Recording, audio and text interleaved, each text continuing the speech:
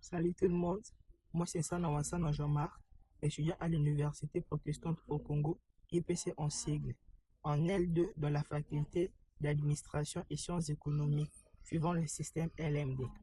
Aujourd'hui, je vais vous parler de la contingence de la gestion des ressources humaines selon Nizet et Picol. La théorie de la contingence en gestion des ressources humaines, GRH en sigle, développée par Nizet et Picol, met l'accent sur les pratiques de la GRH d'une organisation qui dépendent de différents facteurs contextuels.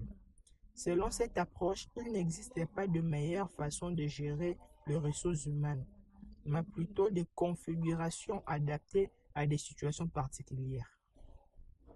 Voici les principaux éléments de contingence identifiés par Nizet et Picol. 1. La stratégie de l'organisation. 2. La structure organisationnelle. 3. La technologie utilisée. 4. L'environnement externe. 5. Le caractère de la main-d'œuvre. En premier lieu, je vais vous parler de la stratégie de l'organisation. Dans la stratégie de l'organisation, la gestion des ressources humaines doit s'aligner sur les objectifs stratégiques de l'entreprise, entre autres, sa croissance, l'innovation, la qualité et autres. Et en deuxième lieu, la structure organisationnelle.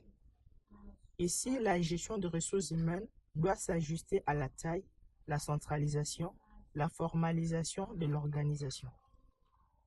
3. La technologie utilisée. Ici, les pratiques de la gestion des ressources humaines doivent tenir compte du niveau d'automatisation et d'informatisation de processus. 4.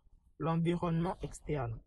La gestion des ressources humaines doit s'adapter aux contraintes légales, économiques, sociales et culturelles du contexte.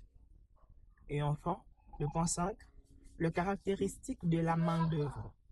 Ici, les pratiques de la gestion des ressources humaines doivent correspondre aux attentes et aux compétences des employés.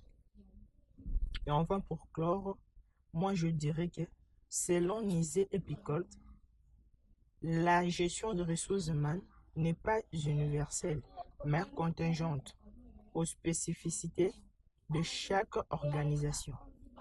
La clé est de trouver la configuration de gestion des ressources humaines la plus adaptée à son contexte particulier. Merci.